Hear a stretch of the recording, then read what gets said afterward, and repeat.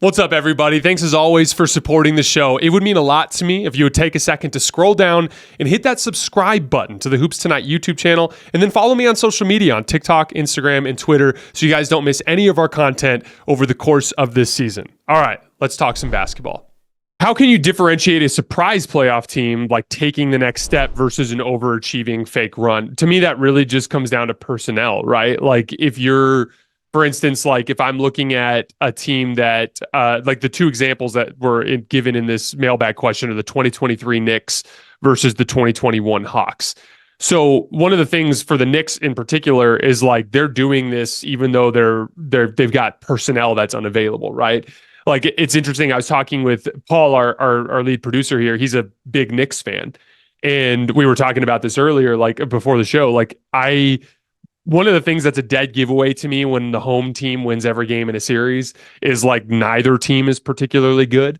Now, obviously the Knicks, when they have everybody, when the Knicks have OG Anunoby, when Josh Hart is healthy, when they've got their guys in the lineup, I think that they're a team that's much closer to the top tier than they appear right now. And I actually think that if OG Anunoby's healthy, this series is probably over already. It probably ends in 6 games, right?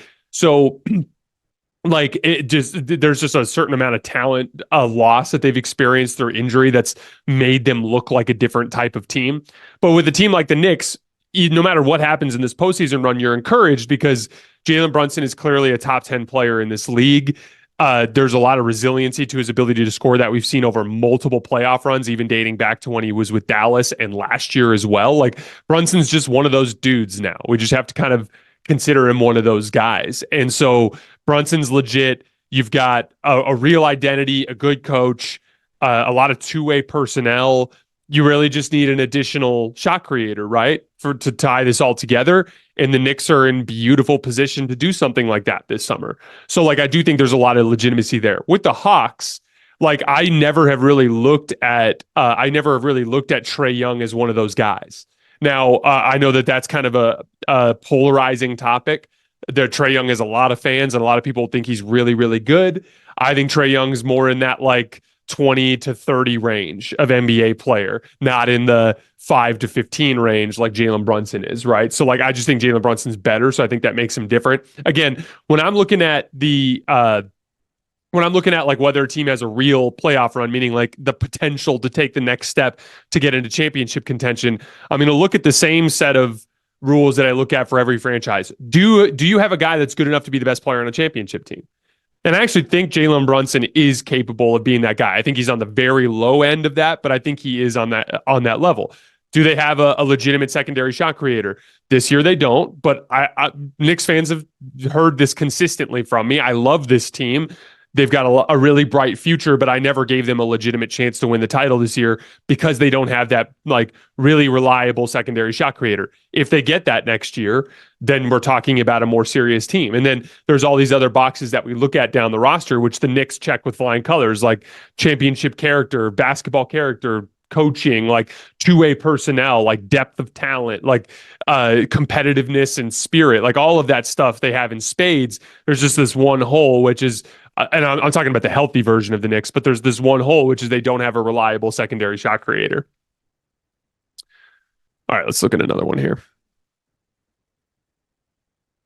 Denver has been sold as a high floor team, but they've had 2 duds. Is this just about the matchup with Minnesota or actual flaws that teams in later rounds can exploit if the Nuggets get through?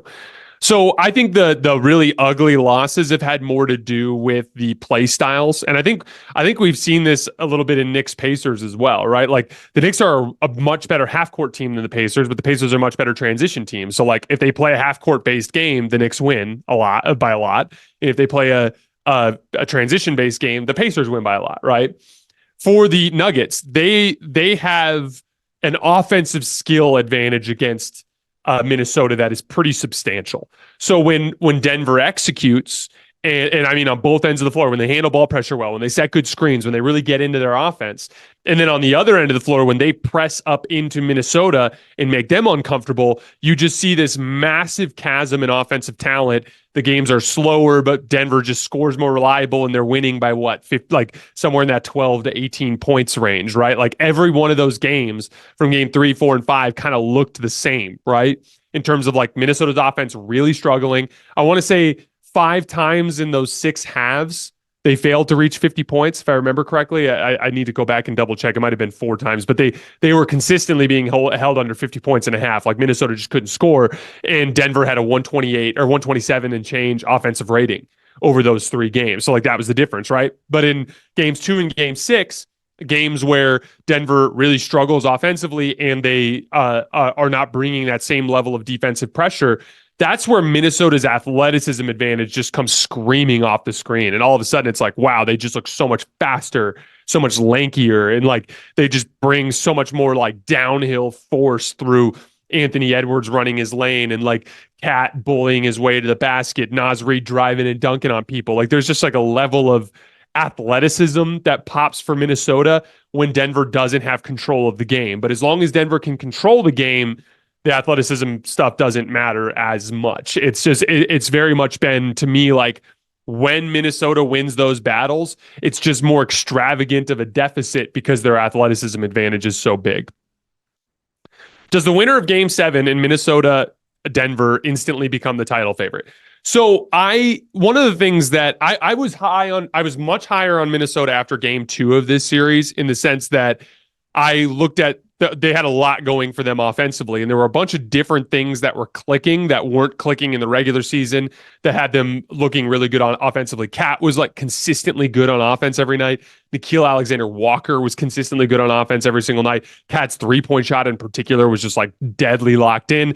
And Ant was playing super well. But then we found out over the course of the series, particularly game 3, 4, and 5, like Ant has had some resiliency in his ability to score the basketball throughout the different circumstances of the series, but the rest of his team is not. And that has been pretty standard for what we've seen from Minnesota all season, except for it's been even more exaggerated because Ant wasn't as good in the regular season, right? And so when I look at Denver versus Boston, I think Denver is to me clearly just the safer bet because they're more consistently operating at their ceiling. But if we imagine a Minnesota versus Boston final, Boston's going to be able to do a lot of the same damage to Minnesota's offense that Denver has done to Minnesota's offense. And Boston also has this incredibly high-powered offense that can look to attack entry points. One of the unique things that makes Boston's offense so scary is when you have 5 starting caliber players out there when Porzingis is healthy, or 6 with, or 5 when Porzingis is not healthy and 6 when he is. But when Porzingis is out there with that starting group, not only do you have 5 high-powered offensive players, you have 5 high-powered offensive players that are all great at attacking matchups. Jrue Holiday can really do damage to smaller guards in the post. Kristaps Porzingis can really do damage on switches in the post. Jaylen Brown can do the same thing, so can Tatum. Derek White obviously is an offensive initiator of a different type, but can also do a lot of damage. And so one of the things is like you can't really hide defenders against Boston the way that you can against other teams. And like if Jaden McDaniels is going to guard Jaylen Brown and Jrue Holiday is going to guard, or excuse me, if Anthony Edwards is going to guard Jayson Tatum, or however it is that they split up the matchups, Conley's going to have to guard one of them. You know, Karl Anthony Towns is going to have to guard one of them. Karl Anthony Towns, like my guess is they'll probably end up putting him on like Jrue Holiday and trying to let him roam around if they end up in that type of series. But like that, Jrue Holiday's a really good cutter, and he's found ways to be useful off the ball. He's been a deadly catch and shoot guy in the regular season, not so much in the playoffs, but he's made a few more as of late. But like Boston has like a plethora of shot creation ability that makes them a very difficult challenge in their own right. So like I'm going to stick with what I said right around the time that Minnesota was kicking the shit out of Phoenix, which is like, I look at Denver and Boston as the top 2 teams, and Minnesota for me joined that tier with their performance through the first 2 rounds of the playoffs. And so, yeah, I think if Denver loses, Boston becomes the favorite. I think if Denver wins, Denver stays the favorite, but certainly all 3 of those teams have a really good chance. When was the last time you were able to get practice with guitar?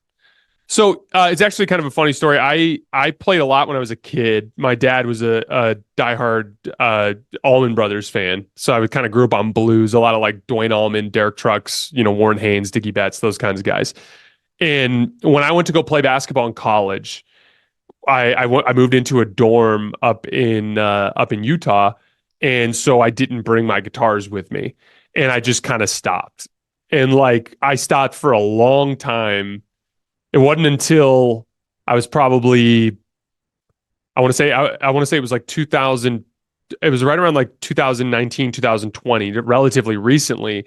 Two things kind of got me back into it.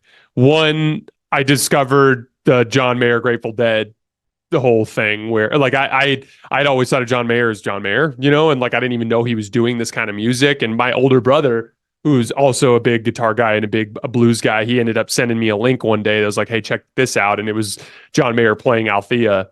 And I was like, holy shit, this is awesome. And right around the same time, my brother-in-law, who doesn't play guitar, gave me a guitar that he had sitting around. I didn't even have one. I like my old ones. I genuinely don't even remember what happened to them.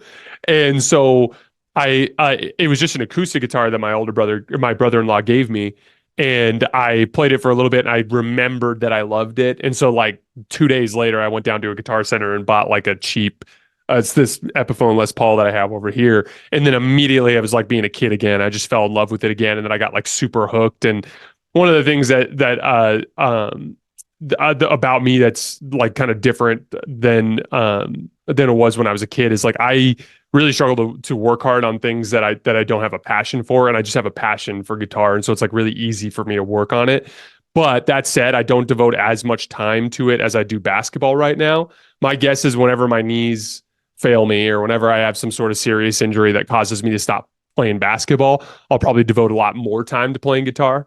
But it's definitely like something that I love to do and that I'd like to do more and more as I get older. I joke with my wife. There are a lot of dive bars here in Tucson. I'd love to be that like 50, 60-year-old dude who like goes down on a Tuesday and like plays cover band music at a dive bar somewhere. It's just I just love that that kind of music. All right, let's see. When is a good time to pull the plug when losing in playoff games? If not down 20 with 5 minutes remaining in game 7, 48 hours away, then when? I mean, that's really it. Is like I think when you get down 20 plus with like right around like 7 minutes left in that fourth quarter, you're almost better off buying rest for the next game. Do you watch the MCU? I watched the entire whatever you call it, phase 1 with the Thanos story, everything through Avengers Endgame. Loved those. My wife and I, a couple times over the years, have rewatched them too. Was a big fan. I'm a big fan of like anything that's like fantasy based and that has deep story building and like deep world building. And the MCU has been like that for me, but I've had a really hard time getting into it in the next phase. It's just the villains haven't been as interesting, the characters haven't been as interesting. I've had a hard time getting into it. Do you classify Jimmy Butler's Heat as real contenders or overachievers? I look at them as kind of like in between. I think they're like to me, they're like the bouncer at the championship club, but they're not actually in the club. What I mean by that is like, if you're a fraudulent team and you run into Miami, you're going to lose when they have Jimmy and Bam healthy. But every time they end up running into a team that actually has championship ability, whether it's the Nuggets last year or it's the Lakers in 2020 or that Celtics team in 2022, which I actually think was better than some of these other Celtics teams because they were so much more engaged on the defensive end of the floor.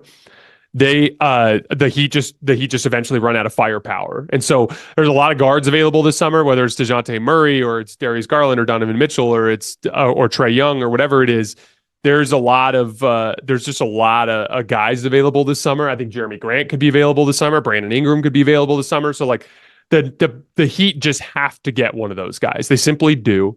And they have to give it a shot with Jimmy and Bam and one of those guys to see if they can get something. Let's see. Do you think a good SGA player comp would be the late 90s MJ with the way his offensive approach is, along with the shot profile, but not as great as an athlete? I don't really see MJ in Shea. Shea is such a hesitation-based, like stop-start, kind of like methodical player. He's honestly like super unique. And even like his release, it's kind of like slow, but then quick at the end. Like he kind of has like a long load up, but then a quick snap at the end.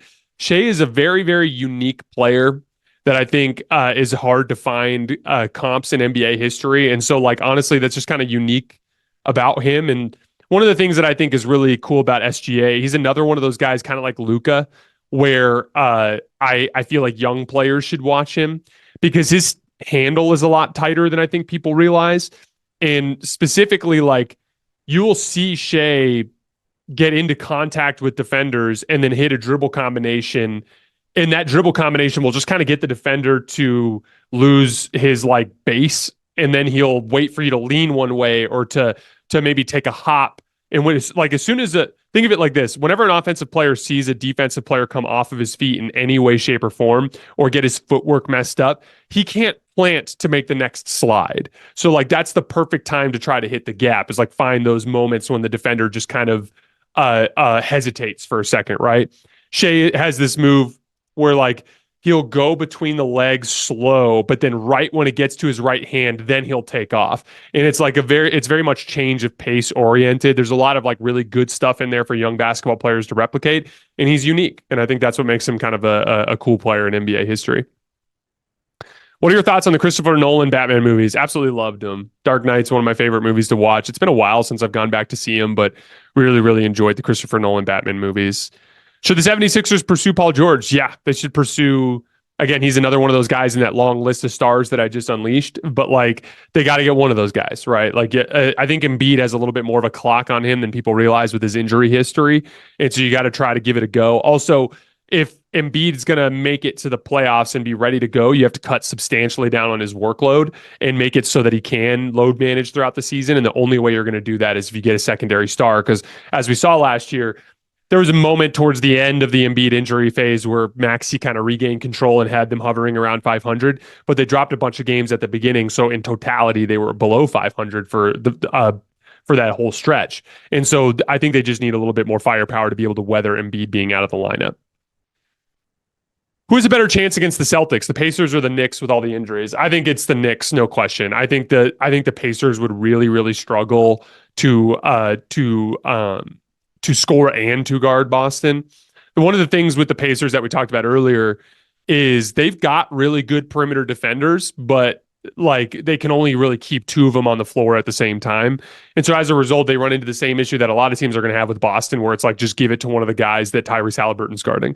Like, they're just going to, like, one of the things with Deuce McBride is you can put Tyrese on Deuce McBride because Deuce McBride's just not just going to come down the floor and run pick and roll all game long. But if they put him on Derek White or Drew Holiday, you bet your ass that Boston's just going to look to attack him every single time they get a chance and get really good looks out of it. The Knicks, for me, they represent a couple, like when they're healthy, and OG Anunoby is allegedly going to return. But when they're healthy, to me, the Knicks kind of represent some of the Celtics' weaknesses in terms of like physicality and like, the Knicks can really grind games down into the mud and make teams not shoot well from jump shot range. And so I think they can play the Knicks or the Celtics into some cold shooting stretches. And then obviously with Madison Square Garden and that just the how borderline unbeatable the Knicks have been there, I think that gives them a chance to win some games at home. I'll pick the Boston Celtics to win that series probably in 5 or 6 games, but I think the Knicks have more of a chance to keep it competitive than Indiana does.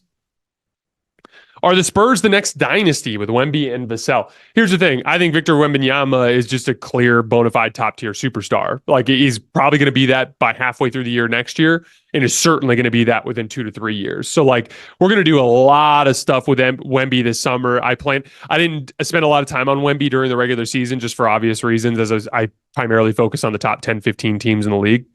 And so we're going to do a ton of Wemby film study this summer and just kind of dive into what he's good and bad at right now and where his areas of opportunity are.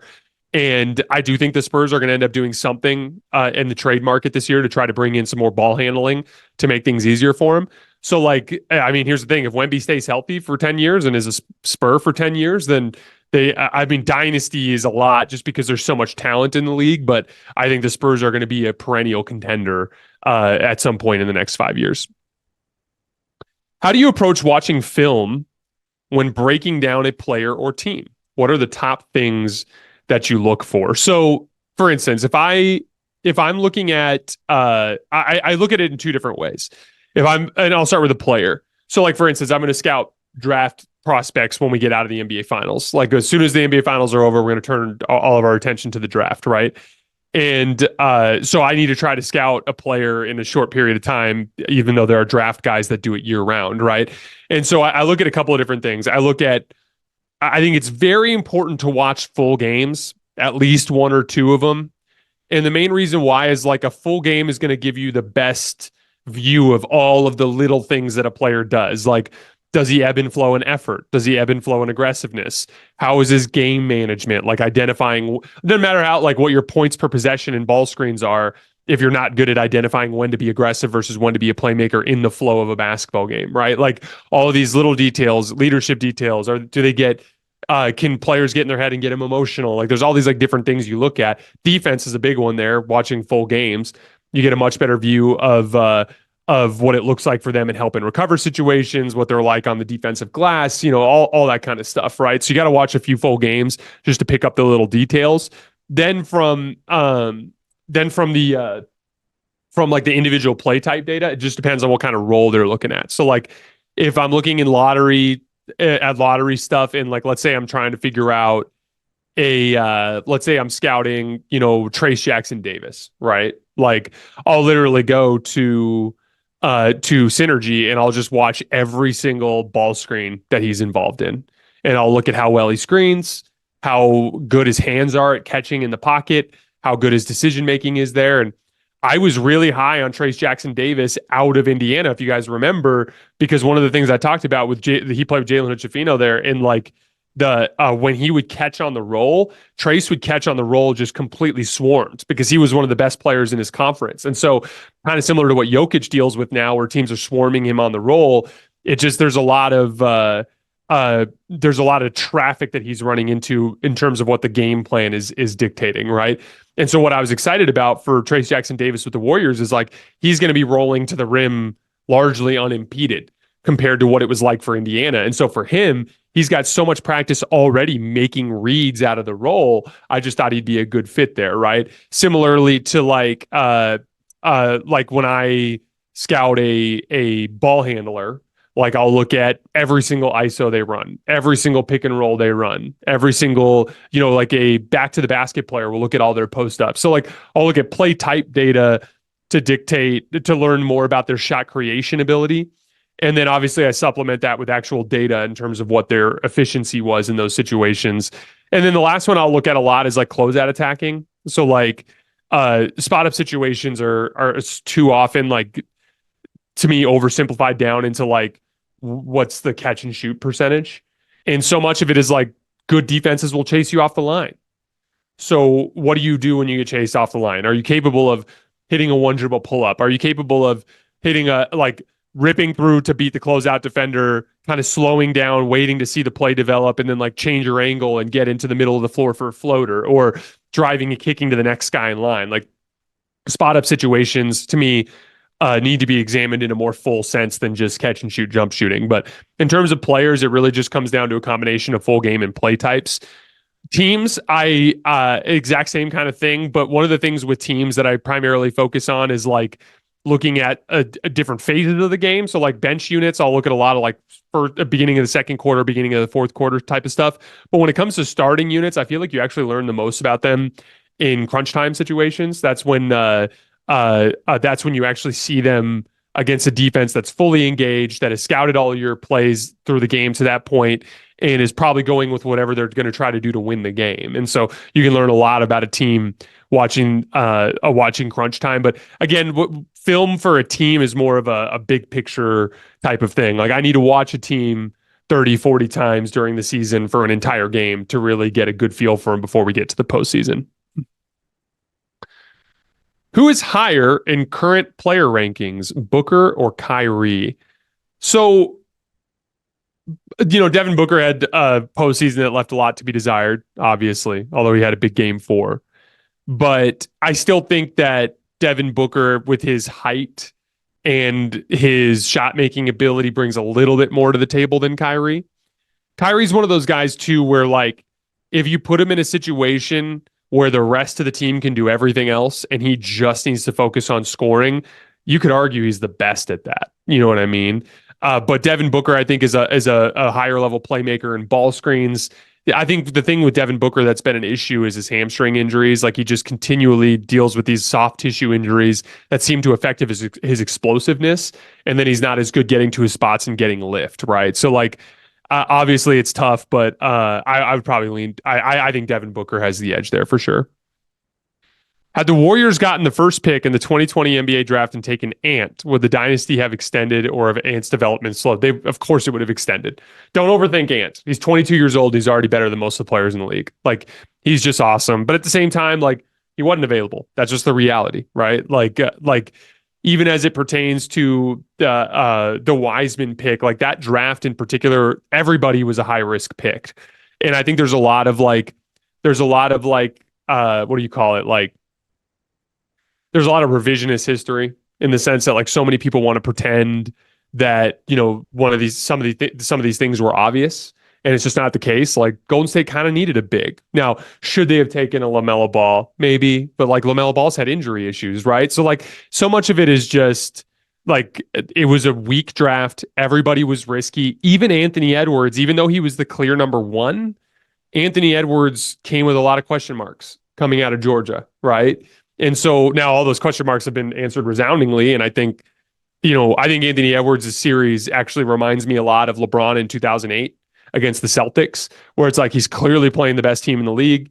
And like he has this like superpower that has kept them in this series, but like Denver's just better. Now, Ant has an opportunity on Sunday to etch his name in history.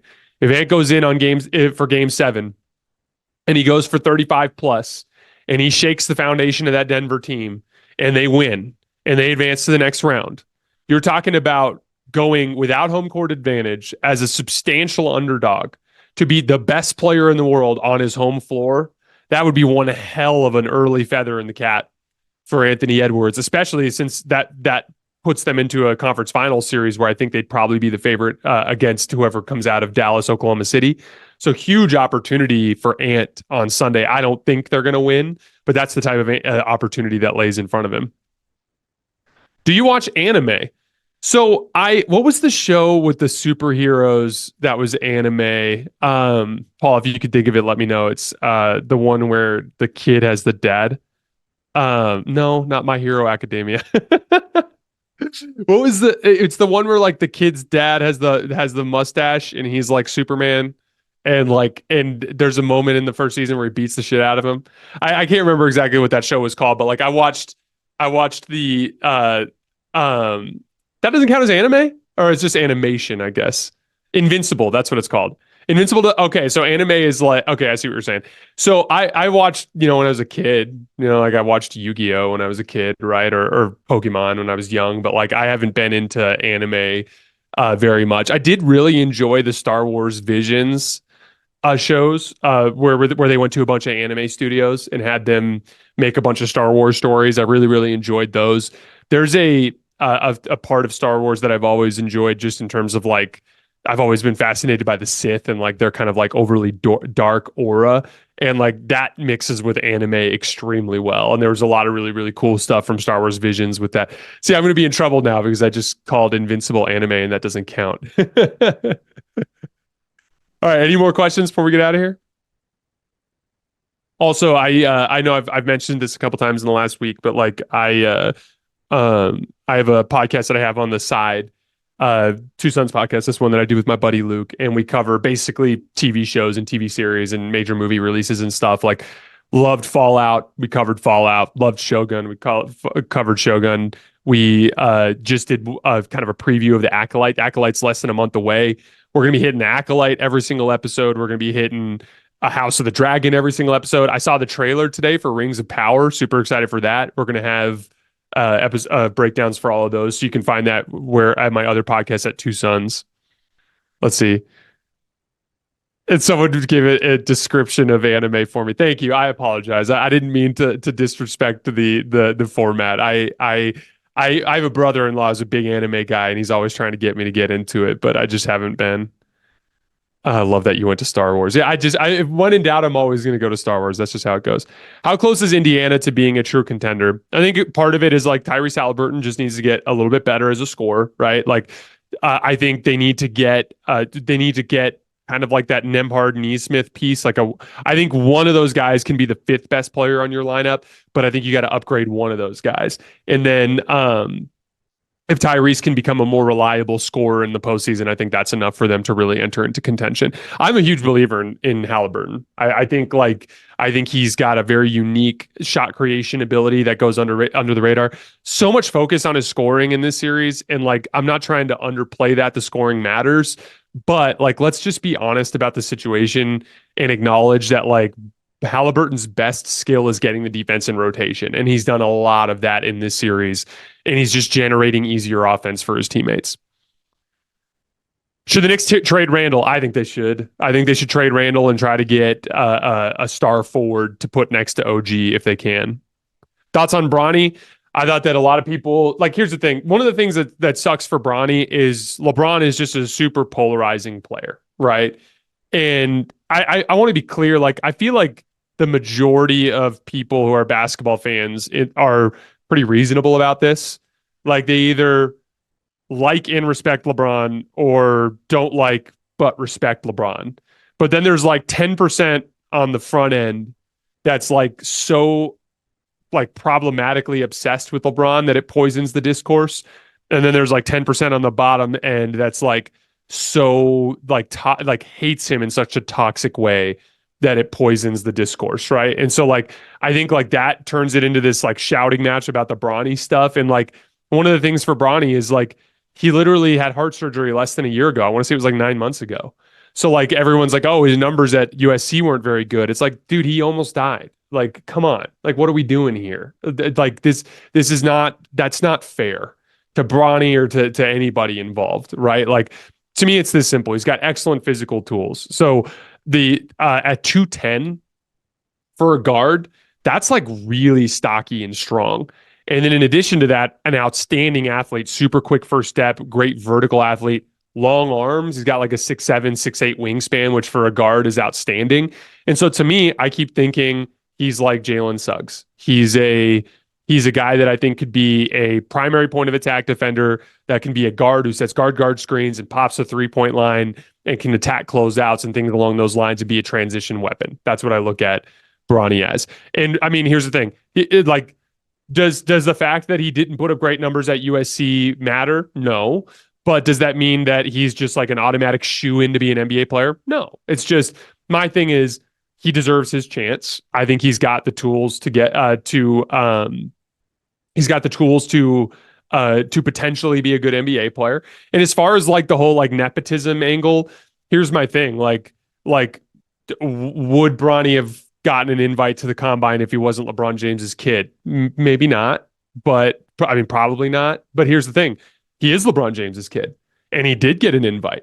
And so he is going to get a chance. Are we going to sit here and be stupid and pretend like there aren't people that get opportunities because of connections? That's just how life works. And so if Bronny is able to take advantage of that and parlay it into an NBA career, more power to him. You know, you got to get lucky in life, and no one ever achieved anything without some luck. You know what I mean? And so I think it's straight hater behavior to focus on what has benefited Bronny when the reality is like if he goes to the NBA and he's not good, he won't stay in the NBA. So like he's going to get his opportunity because of LeBron, but it's still on him to capitalize on it. No coach is going to be giving Bronny real NBA minutes on a good team if he can't play. So just get over it. Let the kid have his opportunity. Let's see what he makes of it. Let's see. Last question. Better at 23, Kobe or Anthony Edwards?